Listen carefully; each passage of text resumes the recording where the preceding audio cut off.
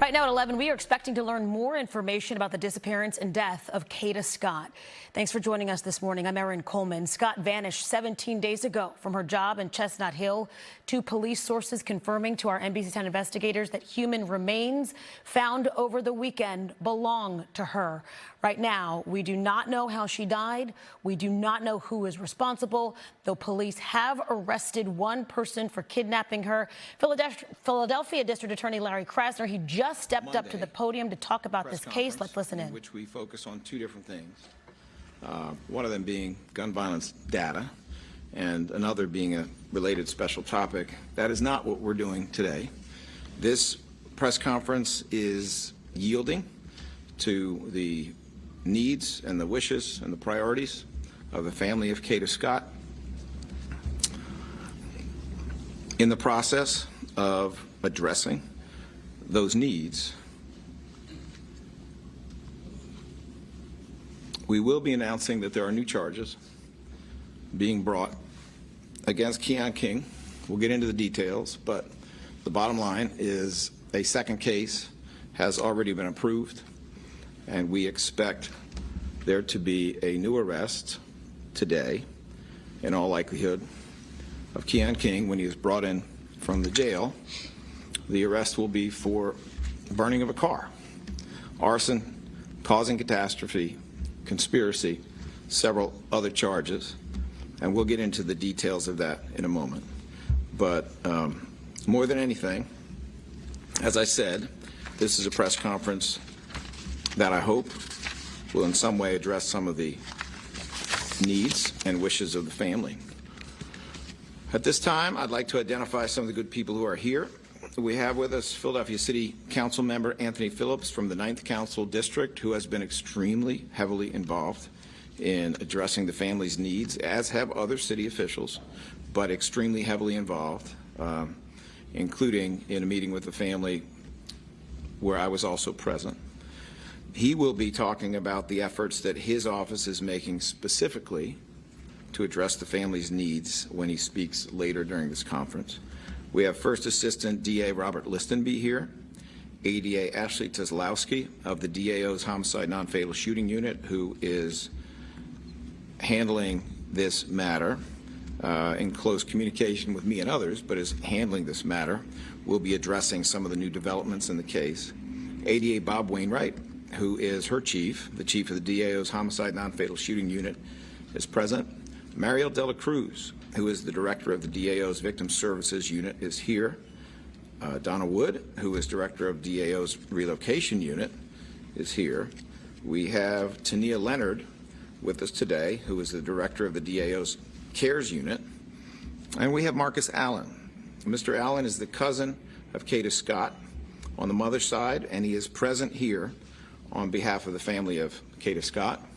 While he will not be reading it, he will be standing with us when a statement from the mother and father of Kada Scott is read today.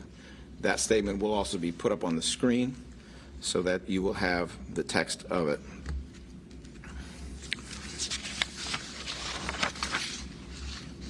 Over the last several weeks, Mayor Sherelle Parker, the Philadelphia Police Department, the Philadelphia DA's office, elected local officials as well as faith leaders and community leaders have been showing acts of kindness, support, advocacy, prayer for Kada Scott's family. Yesterday, I had the chance to visit Kada Scott's mother, father, sister, uncle, and cousins, along with Philadelphia City Council member Anthony Phillips and some other members of our team, to speak to them, to listen to, and to access their current needs, to explore how the DAO can assist them and walk with them through this horrific and difficult journey, to express our condolences to them in person, and to offer resources through our external engagement operations, which include our Victim Services Unit and our CARES Unit. We also were there to provide the most recent update on the investigation, to answer their questions about the prosecutorial process, its details, its timing, and what they as a family can expect next in the criminal justice process.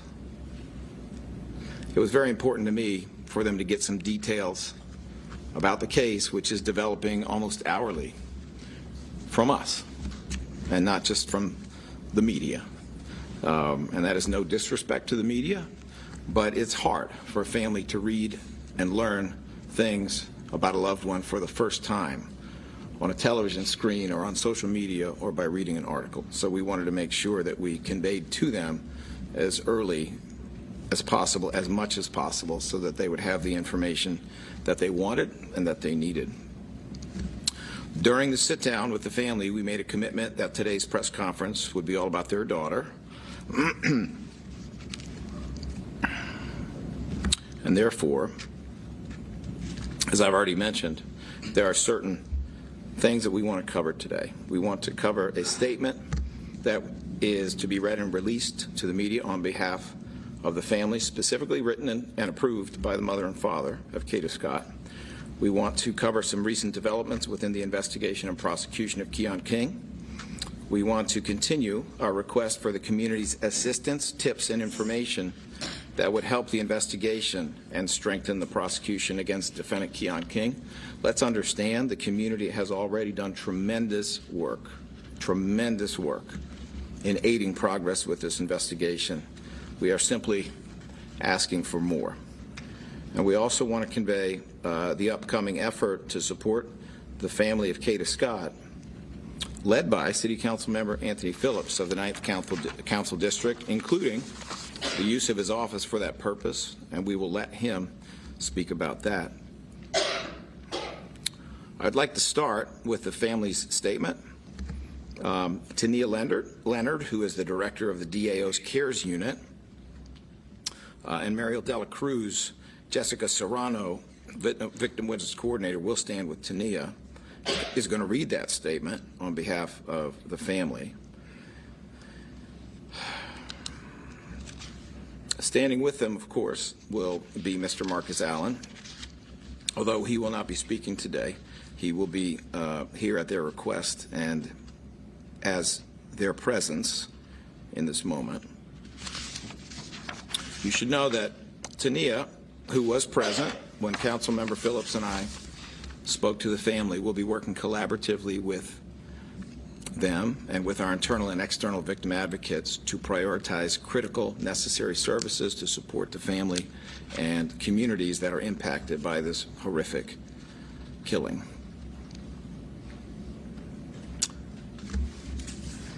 Tania Leonard and friends.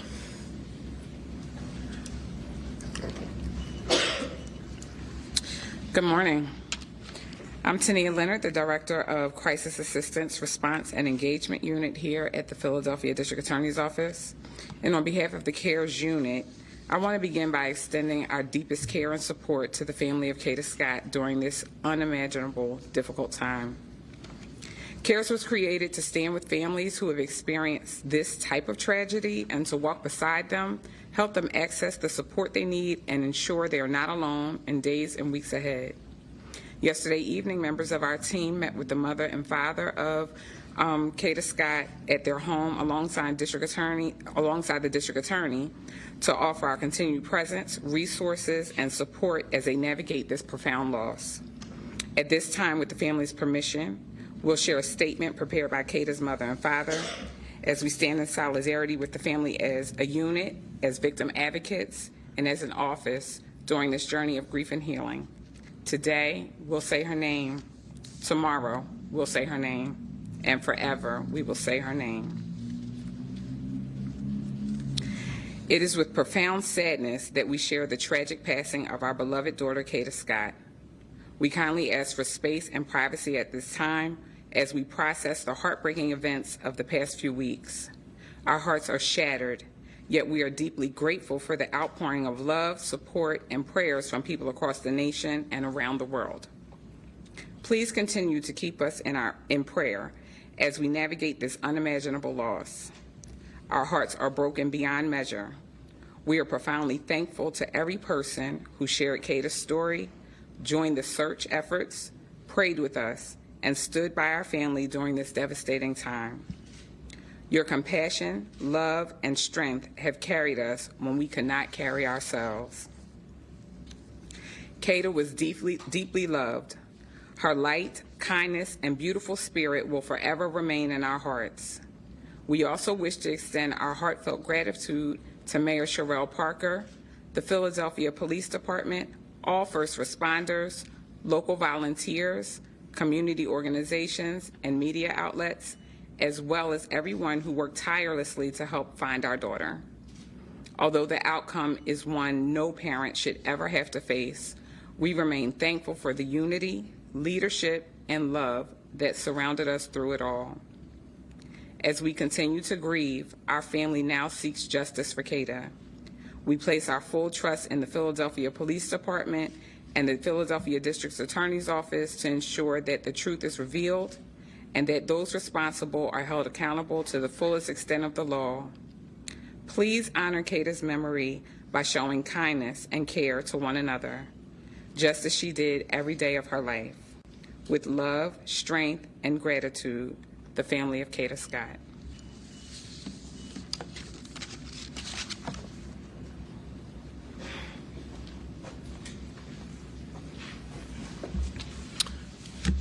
Thank you, Tania Leonard. Ashley Teslowski will be, at this time, lead counsel in the prosecution of Keon King and has been working tirelessly on every aspect of the case, including obtaining a warrant that contains additional charges. Those charges include arson, causing catastrophe, conspiracy, unauthorized use of an automobile, receiving stolen property, reckless endangerment of another person, tampering with evidence.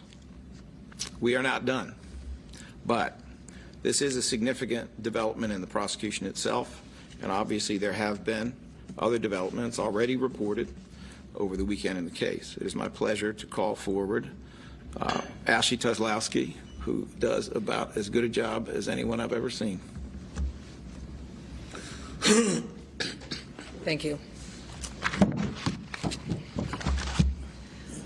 As of last night, our office approved charges, as the DA just said, of arson, causing catastrophe, conspiracy, unauthorized use of an automobile, tampering with evidence, recklessly endangering another person, and receipt of stolen property.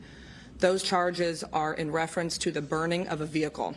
That vehicle is a 2008 black Hyundai Accent. That vehicle first entered our radar last week. Investigators received a tip that there was a vehicle burning and that that vehicle had some connection to this case. At the time last week, when investigators went to the location where the vehicle was burned, that vehicle was no longer there. It had already been towed, compacted, and was in a junkyard. This weekend, we recovered additional evidence, including video evidence that confirms that this vehicle, we believe, is the vehicle that Mr. Keon King used to move Ms. Scott. We recovered video out from near the Ada Lewis Middle School, where our search and the investigator search has been focused. There's a rec center directly next to that school. Video evidence was recovered from that rec center, and we are now able to say that this Hyundai Accent was on location at all of the times we're looking at all of the pertinent points in the investigation. That vehicle was stolen on October 3rd from the area of 6600 Sprague Street. We believe that vehicle is the vehicle that was used in this case. That vehicle was then on scene at that rec center, which ultimately, as we all know, is where we found Ms. Scott's human remains. Video evidence indicates it was on location. Video evidence then indicates it leaves the location. It is burned on October 7th. It was located at the 2300 block of 74th Avenue. When this new video evidence was uncovered this weekend, investigators from the homicide unit cross-referenced all of this information with the cell phone evidence that we had already gained and we had already been using in terms of the kidnapping case and other charges. What I can share is that the cell phone evidence, the call detail records, and timing advance data as it pertains to Keon King's mobile device puts him at all of the locations that we're talking about. It's on scene when the Hyundai Accent is there at the recreation center. It is on scene when the vehicle is burned. Based on that, last night I approved those charges, and as the DA said, we should have more information in terms of bail and a preliminary hearing date, hopefully this afternoon or certainly by tomorrow.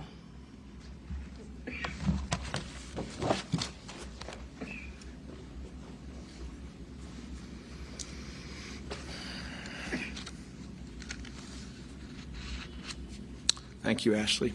Appreciate those details.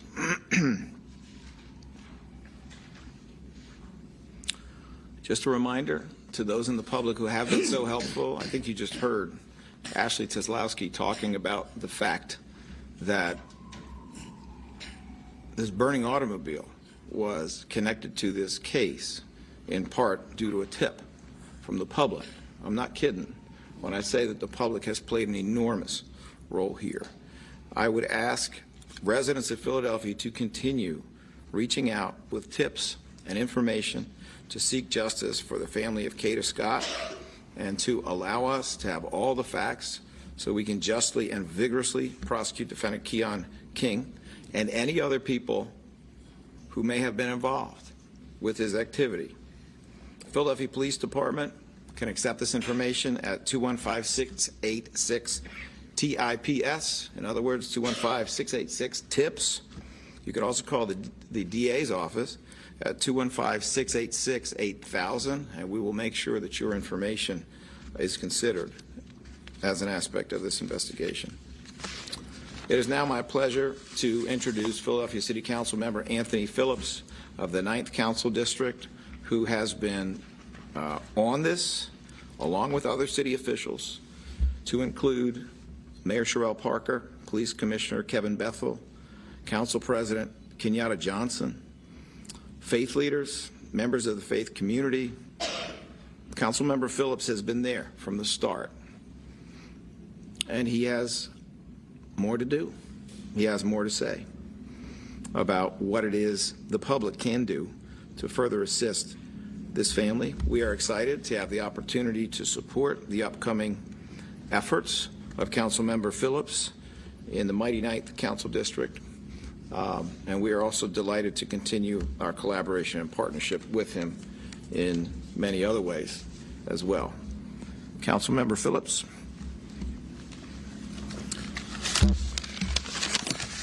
Good morning.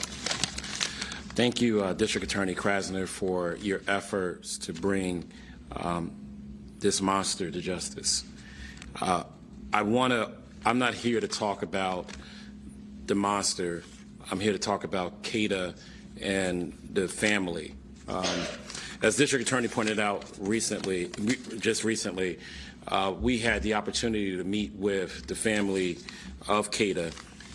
We had, quite some private conversation about some things that were really important to the family. And what we determined from that conversation from the family is the kindness and wonderfulness of who Kada was. And after speaking with the family, they told us some things that could be helpful to them. And so myself and our office has decided that we're going to try to support them in their efforts to help them with their needs. But before I begin, I just want to make this announcement. I just want to say that Kada Scott mattered. Her life matters. She was a kind woman. She, as the family has pointed out, Kada was kind. She was kind in how she helped support the elderly at her work. She was kind to her friends. She was kind to her family, her school teachers that she had, high school principals talked about her college administrators and staff and professors have spoken about her. They talked about her contagious joy and smile and wonderfulness. And so we're reminded that, tragedy strikes here in Philadelphia, and nothing can cease the pain that this family is going through. But what we can do as a city and what we've been doing for the past several weeks as a city is showing our kindness to this family. Because Kada is someone who could have been our sister, our cousin, just someone that is a friend or family member in our lives. That decency is something that we know throughout our lives, and it could have been anybody, any one of us. So I want you to know that because of that, Philadelphia cares, and because the family has asked for us to show kindness, to leave her legacy of kindness in a way that is shown and demonstrated. Today, our office has the intentions to open up a collection effort starting tomorrow with our office to collect gifts and items for Kada's family. Some of the items the 9th District Office is accepting for the Scott family during this difficult time include self-care items, toiletries, comfort and relaxation products, gift cards such as meal delivery services, or general gift cards such as a Visa gift card or other store-related gift cards. For food, non-perishable food items, these gifts are intended for Kada's mother, father, and high school age sister, a young woman. The high school age sister is a young woman who continues to show incredible strength as she strives to prepare for college amid such heartbreak. We want her to know that her entire community stands behind her and cheering her on. So if donations can be dropped off at our office, City Councilmember Anthony Phillips' office on Wadsworth Avenue, located at 1514 Wadsworth Avenue, Philadelphia, PA 19150. Our office is going to be open from 8:30 to 4:30, Tuesday through Friday, starting this week. We're going to have special Saturday hours on Saturday from 9 a.m. to 12 p.m. Where people can send their donations, bring their donations as well. If you have any questions, please call our office at 215-686-3454. This is an opportunity, again, for the city of Philadelphia to reflect the kindness. Again, I want to say this is an opportunity for the city of Philadelphia to reflect the kindness that Kada has shared. And we've already done that by helping promote and get the level of justice that she needs. But now let's show the family that we're not only there for them in that tragic moment, but we're going to be there for them after. So please, please make sure that we get as many donations as possible to 1514 Wadsworth Avenue, October 21st to the 25th. Our office is open 8:30 to 4:30 from Tuesday through Friday. And this Saturday, we're going to be open from 9 a.m. to 12 p.m. Again, self-care items, gift cards, and food and non-perishable items. Also want to remind folks that we did have opportunity to speak to the family. And one of the things that the family did note to us, which was really important, is that they did say in their statement, respect their privacy. So that's why we're collecting the donations at our office, and we're going to be delivering it to them at a location that they want to be delivered to. But I want you to also know that they don't want people knocking on their doors, including members of the press, because it's traumatizing for them right now. You know, it's really traumatizing for them right now. And so we would like for folks to just hang off, members of the press to hang off for now from knocking on their doors, because that's what the family has desired. And I just, you know, we want to make sure that we, you know, we respect their wishes. All right. Thank you so much. You've been listening there to District Attorney Larry Krasner and others giving us an update on the Kada Scott investigation, starting off by reading a statement from her family saying that their hearts are shattered, asking for space and privacy as they deal with the loss of their daughter. One of the most significant new pieces of information we learned is that new charges have been brought against Keon King, who was already under arrest for kidnapping, now facing additional charges related to the burning of a car. Tip call came in about that car. We've got a reporter in the news conference monitoring the DA's news conference right now. We're going to update you more on what he says at 11:30. Right now on NBC 10, we have weeks worth of details surrounding this case. Be sure to also download our app for any breaking details in the story.